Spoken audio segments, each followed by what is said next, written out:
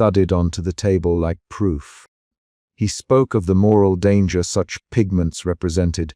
To call people to remembrance was to call them to resentment, he said, and resentment was the tinder of rebellion. The ministers nodded. The more timid among them imagined bandits with painted faces riding through provinces. The merchants who profited from austerity smoothed their hands as if to polish gains.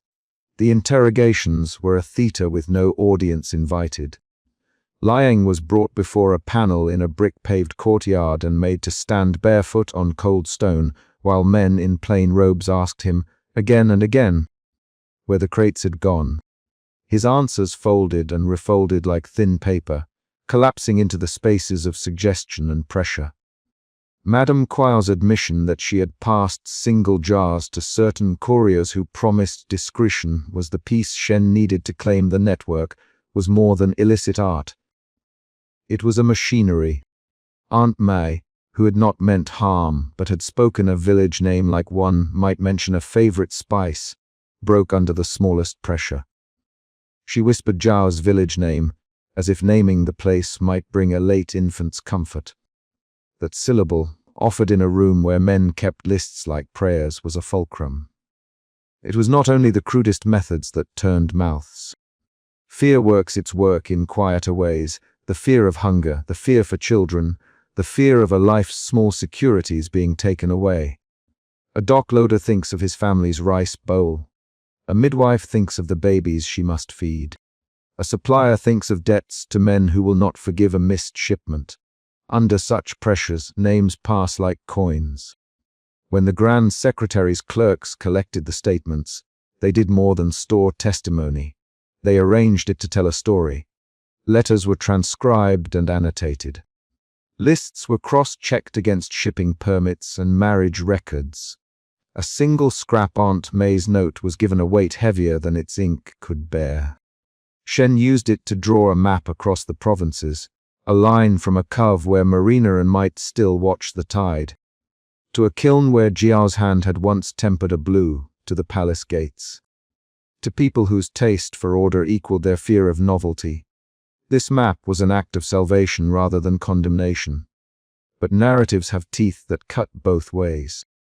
The more Shen used the arrested to demonstrate a conspiracy, the more the court's human seams opened. Some ministers who had once argued austerity now fretted that the Grand Secretary was wielding fear to centralize power beyond even the throne's needs. Others whose livelihoods leaned on the new, dull order cheered the tightening. In the hallways, petitions began to appear, some pleading for mercy, some for the guillotine of policy. The palace's heart beat unevenly, a court of memory and counter-memory. Consort Lion's attempt to shield Mai Lin was not a dramatic rescue but an exercise in occupying silence. She sent word through Rong to Li Wei, who drafted placating petitions, and to Jiao, who moved like a spectre through the back alleys, considering whether to disappear entirely or to stand in the light and take the blow. Lion spoke to ministers not in fury but in detail. She described the exact hue of a silk cuff that had made the emperor laugh in his youth, the particular tone that had softened him. She argued that some colors functioned like prayers, small, secular rites that the emperor needed. Her words found a few warm hands. A clerk who remembered his own mother's face at a funeral, a eunuch who had once been consoled by a patch of red. For a little while, Mai Lin's name did not appear on the lists Shen had prepared. That was not the same as safety. The palace has many rooms where evidence can be sought, and within the storerooms Mai Lin learned the cold arithmetic of hiding. She moved her notebooks, pages of recipes written in a grandmother's shorthand, little sketches of mineral veins beneath a crate of lacquered bowls. She slid the small fragment of southern silk, with its smear of impossible blue, between the ribs of a carved tray as if it were a preserved shell. The storeroom smelled of cedar and camphor, of wrapped scrolls and the faint ghost of paint. Mai Lin pressed herself between trunks and breathed only enough to count her life in the space between two heartbeats. From that cramped vantage, she watched the palace as if it were a slowly unraveling tapestry. Officials moved with new authority. Guards delivered bundles of seized evidence that clanked like shame. A small cart creaked past her hiding place one afternoon, carrying jars of crushed or stamped with a provincial seal proof, if proof were needed, that the things she had once coaxed into being in the quiet of night had names and roads, and a reach far beyond her own single brush. At night, when the courtyard fell into a brittle silence, Mei Lin thought of the women at the temple kiln who had once taught her a tempering motion, a little water, a careful stroke, the patient turning of stone to pigment. She remembered Jiao's parables, the way he said colors had their own hunger and could not, like a child, be satisfied by secrecy alone. She had believed that concealment could preserve a fragile thing until the world was less frightened. But now, watching men parade the evidence as if they were selling truth, she understood a harder calculus. Secrecy could not save everything, and exposed networks could be turned into instruments of political theater.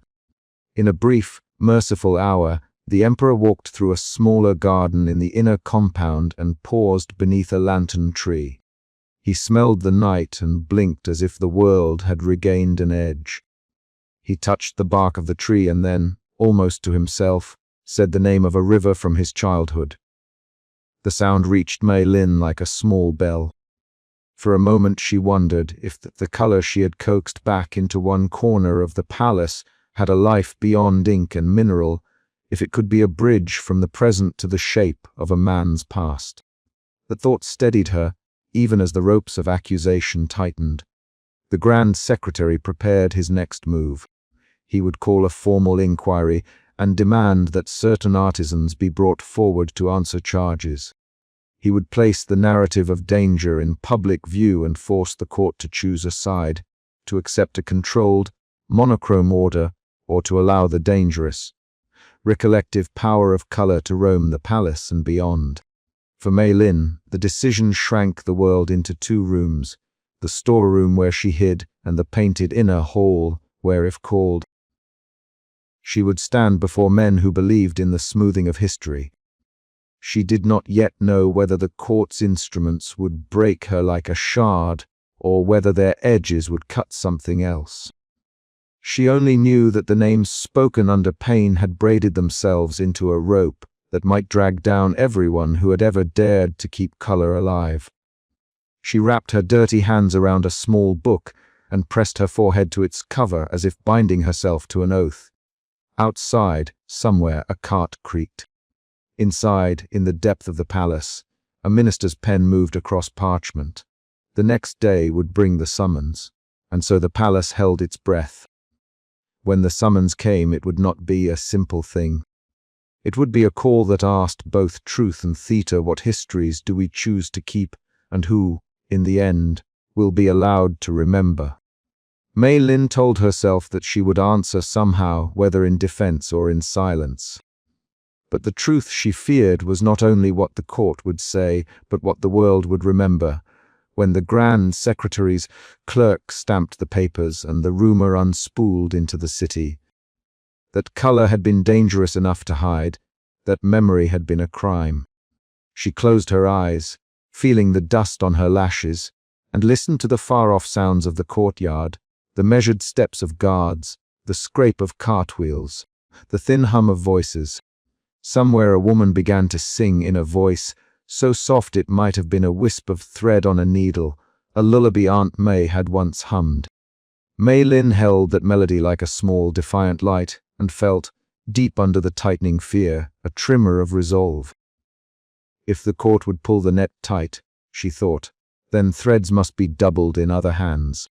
She would teach the girls at the shore to grind pigment from sand if she had to. The recipes would not die without a fight. The chapter closed on a single last image, a clerk in the Grand Secretary's office, stamping a list of names and then, with a slow, decisive motion, folding the paper into the case file that would become the heart of the prosecution. The ink dried like a seal. The palace, which had been holding its breath like an animal in the dark, exhaled. The sound of that exhale was the first step toward the ceremony of accusation. Mei Lin slid the little journal deeper beneath the lacquered bowls and waited for the summons to arrive, knowing that when it did, the net would be cast and some fragile things might be saved only by being given away. The archive smelled of dust and lacquered glue, of many hands that had once smoothed scroll edges and many eyes that had once read in the bell hush of midnight. Scholar Lai Wei moved through that quiet as if through an orchard in frost, careful steps, a hand that knew where the brittle branches gave and where they would break. Lamps burned in glass globes. Their light made the paper soft as bone and drew fine shadows across the characters inked by ministers who had already become names in footnotes. When he unrolled the third bundle and found the seal a square of vermilion impressed with a dragon that was less ornament than authority, his breath held, and the room seemed to tilt. The seal belonged to the reigned two emperors back, a ruler remembered for ceremonials that had been long since reduced to rote. Yet the edict beneath the seal was not the ceremonial form he expected. The characters named pigments with a specificity almost intimate. They were listed like relics, the southern lapis of the marsh, the fermented crimson of the saltwomen, the powder of azure stone seasoned in rice wash. The passage that made Lai Wei's fingers tremble bound these substances to rites. Let the pigments be preserved for ancestral offerings. Let these hues remain in the palace as objects of state remembrance and channels to the ancestors' gaze. For a full minute Lai Wei sat with the paper unrolled and the lamp warm against his fingers. He had dust and argument enough to keep him busy for months. He could call on categories, on jurisprudence and ritual precedent, but this edict did something swifter. It braided craft and state into a single ceremonial rope. It suggested that pigments were not private luxury or provincial superstition, but part of the dynasty's own sacramental grammar. He wrote to Mei Lin at once with a careful hand, choosing his words as one chooses colors for a face, exact, soft-edged, persuasive. There is precedent, his note read. Not to justify recklessness, but to argue continuity. Come to the reading room tonight. Mei Lin came while the sky still held the last pale of a rain cloud. She moved through corridors that had been scrubbed until the stone remembered only the flow of shoes. In her studio the evening folded around her like a cloak. Paper lay in stacks, brushes, their ferrules dark with care, stood like low trees. She kept her fingers tight when she walked. They had begun to ache from months of grinding, from the patient repetition that made pigment into possibility. To be summoned to a text was a small mercy and a dangerous one.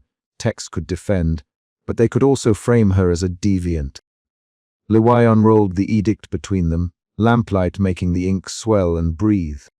Mei Lin read the old characters with the slow delight of someone who recognizes a melody in a new key.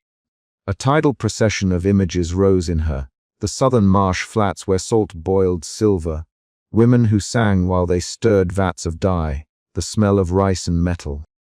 The blue that was almost a sound. Her throat tightened. It ties pigments to ritual, Lai Wei said, as if translating an emotion rather than a clause. If we can argue these colors are required for ritual remembrance, then their prohibition becomes, at minimum, a matter of cultural loss, rather than merely a criminal suspicion. Mei Lin's fingers touched the paper as one might touch a relic. They called color a channel, she said quietly, not an ornament. Lai Wei nodded. It is language we can use, but language alone will not keep you safe. We need to present the work as restoration of ritual objects, gifts, offerings, thus confining what you do within the empire's ceremonial architecture. If we dress the act in precedent, the court must at least answer on legal grounds rather than opting straight to execution. They drafted a petition that night, while guards changed by the gate and the palace dogs gave their low accompaniment to the moon. Lai Wei's pen moved in small, economical strokes. He quoted the edict, interpolated ritual theory, and placed the request within the vocabulary the court respected: preservation, ancestral duty, restoration of sacramental objects. He framed Mei Lin's paintings as ritual donations, each piece a restitutive offering to the emperor's memory and the continuity of dynastic ritual. Where Grand Secretary Shen might read heterodox die as threat, Li Wei suggested ceremonial medium. Where Shen would see sedition, Li Wei offered custodial obligation. But words carried their own weight. To say a pigment was ritual was to suggest the court's custodial failure. To argue that the court had neglected a tradition was to accuse it of forgetfulness. Li Wei was aware of the needle under the silk. His petition would make some sit up and feel their consciences prick, and others harden their jaws. Mei Lin produced the panels Li Wei requested. They were small, intimate things, no grand altars, no sweeping panoramas meant to sway crowds. The first was a courtyard at morning, a child's kite of blue stitching against a pale sky, 2 bowls drying at the lip. A woman bending to sweep with an apron the color of storm-crushed pomegranates. The second depicted a father in a long robe, his hands ink-stained, seated under a tree, a swallow perched on his thumb. The third was the sea, nets draped like sleeping mouths, a low horizon where the water held the same mineral blue she had learned to coax from stone and rice. Mei Lin painted these as one might stitch a memory, slowly, with the knowledge that every stroke had to carry something beyond itself. She used the southern blue in measured private breaths, conserving the ferment, adding organic mordants to bring out a patience in the who. The blue did not shout. It suggested. It had the careful dignity of things that have been exacted from the world. Between brushstrokes, Mei Lin kept a small ledger. It was not a full recipe log those she kept in her body and in cipher among friends, but a list of weights and dates that could, if necessary, survive as proof of careful, ritual-minded practice rather than the furtive commerce Shen would claim. She dated each panel as an offering for the solace of the sovereign, and in the margins wrote the names of the imperial ceremonies in whose inventory such gifts might have once appeared. The ledger was both shield and map. Li Wei worked at the edges of court life, as though a sheath of fog protected him. He began to distribute copies of his legal brief among ministers whose faces had shown him some sympathy in the past. A provincial comptroller who owed him a favor. A ritualist who had once been his teacher. Some forwarded the petition with visible reluctance. Others tucked it away and said little.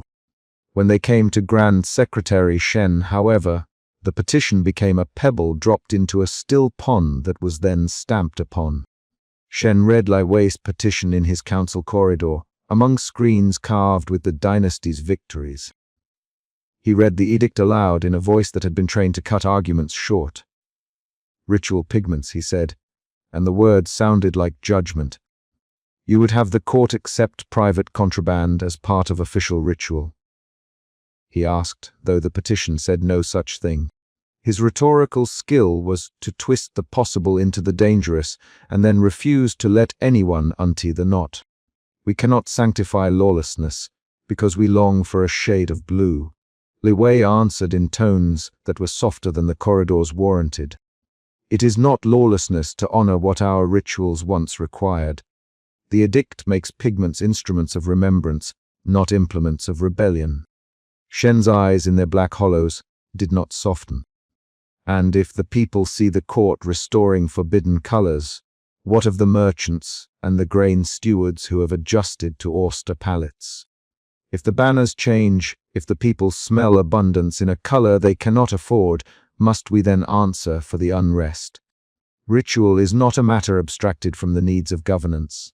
He held up his hand, a gesture that did not allow reply. The petition was filed. It would move like an animal through committees.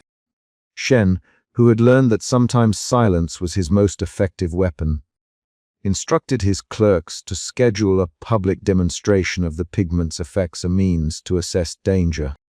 He said one would either vindicate his caution or allow him to frame the artist as an instigator of sentimental turmoil.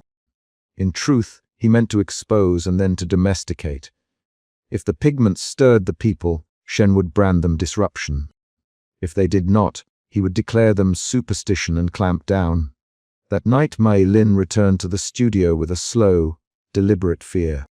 The petition gave her a language of defense, but language could be reinterpreted and bent. The panels lay drying on the racks. Their blues breathed in the low light like sleep. Consort Lion came as she had promised, with a small scrap of fabric, a cuff saved for years in an inner chest. It had 3 tiny stitches of a particular crimson that, when Mei Lin held it under her lamp, made her fingers ache with recognition. He used to hide from ceremony to teach the children to sing, Lion said, her voice a thread. He had a way of saying their names so that the syllables were tied to a tune. This color was on his sleeve when he did that. He has forgotten those tunes sometimes. If there is a way to bring them back, I would have it done in ritual. Mei Lin took the cuff and pinned it near her palate, then looked up at Lion. If we dress this as ritual, it will be evaluated by men who do not sing. We must be precise. We must be careful. But we must try. Then let us be careful and let us try, Lion said. Her hands were small and steady as she smoothed the panel's edge. The 2 women arranged the presentation. The panels would be wrapped in ceremonial cloth, accompanied by a petition copy, and delivered by eunuch Rong through channels designated for gifts to the sovereign. The hope was modest, a ritual exchange, a technical defense, a court that would at least debate instead of executing without counsel. Yet even as they planned, Mei Lin heard the larger machine turning.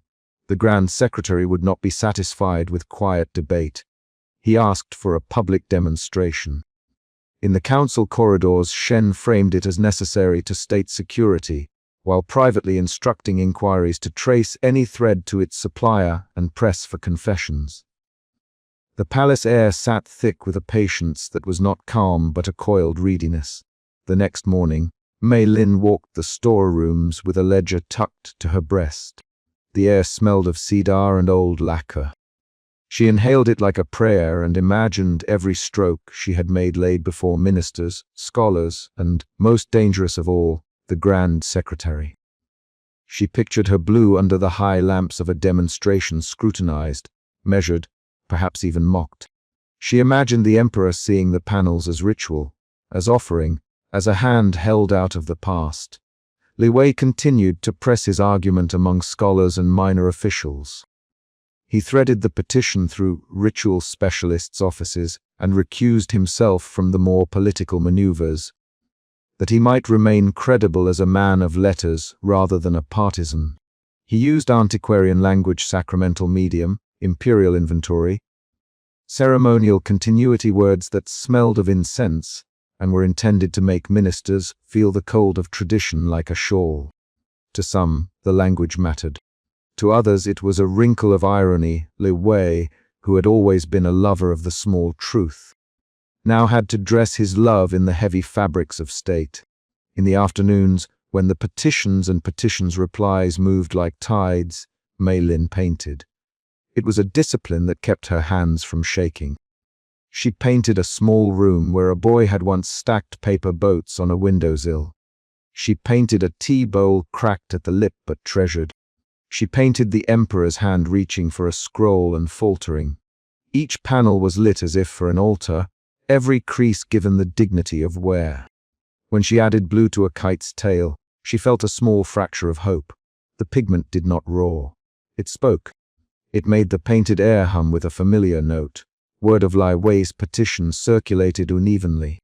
Courtesans and kitchen masters, who felt the change in their spoons and clothes, argued softly among themselves. Some ministers read the petition and found in it an excuse to stall Shen's plans, an invitation to return to a quieter court ritual, to repair rather than punish. Others, closer to the Grand Secretary's ear, smelled danger, the possibility that a sentimental revival could incite longing and, from longing, revolt. Shen, who held the court's memory of banditry and famine like a scab he dared not pick, sharpened the state's instruments. One evening, as lanterns were lit and the palace exhaled into a slow dusk, Shen summoned Li Wei alone. They met in a small hall lined with screens depicting campaigns. The light in that hall was diplomatic hard. It did not disguise faces. "You have given me a petition dressed in antique cloth. Shen said without preamble. You know I cannot favor the restoration of a practice that undermines our economy. Our granaries are thin, our merchants strained. You would have us permit signs of opulence when the people see only hunger. Li Wei answered, Ritual, Grand Secretary, is not mere display. It is a means by which a dynasty remembers itself. If we let the past become ghost and ignore the instruments that hold it, the bells, the robes, the colors, then we lose a means of continuity. The edict, you see, is not a celebration of abundance. It is an instruction to preserve what binds the living to the dead. To the ancestor, color is not luxury but a voice. And whose voice will be raised by such colors? Shen asked. Will it be the voice of gods or the voice of merchants who wish to profit from a recall of luxury? If memory stokes appetite, if memory grounds dissent, what then? His hand tightened on a fan folded like a trap. Li Wei felt the old, slow ache of his belief. Then we bind the use of pigments to ritual contexts, to offerings and to the emperor's own need, he said. Let the court regulate their use. Let us bind practice to law so it does not become a market for sedition. Shen's face did not change. Your theory is neat. But governments do not live by neatness. They live by the capacity to control what happens when the crowd sees a color older than its poverty. I will permit a demonstration under state supervision. We will see whether your pigments awaken nostalgia or only memory. We will see whether they heal or incite. It was a measured victory and a measured trap. Shen could claim magnanimity while he erected a stage. He asked that the panels be presented as cultural objects to be inspected by ministers and ritualists, and that a public demonstration be scheduled so that the court might assess the effect on public sentiment. Li Wei accepted, sensing both a foothold and a noose. Mai Lin, when she learned of the arrangement, read the offer as she would a glaze, a gloss that might crack where the heat was highest. In her studio, Mei Lin wrapped the panels with a steadiness that surprised even her. She pinned the sackcloth and wrote small petitions to accompany each piece, notes of intent, citations from the edict, and an explanation of the panels as offerings meant to recover ritual function and to restore memory for the sovereign's solace. She gave the ledgers to eunuch Rong, who would carry them through the palace conduits. Rong's face was round and petrous in the way that loyalty sometimes made men look. He bowed low and promised to move with the discretion of a man who had learned the palace's map of dangers by watching feet. As the courier left, Mai Lin felt the room tilt toward the coming demonstration and, beyond it, toward trial. If the court accepted Li Wei's framing, they might create a space in which pigments were regulated and protected. If they rejected it, Mei Lin would stand exposed, an artisan whose work had become a political symbol. The ledger felt heavy against her palm. That night, Li Wei sat alone with his petitions and the smell of tea steeping too long. He thought of the edict he had found and of the smallness of his voice when set against the Grand Secretary's trained authority.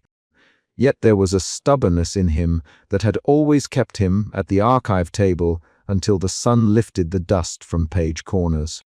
He would argue, he would call witnesses, and if necessary he would speak in the language of ritual until he was hoarse. The court might call him sentimental.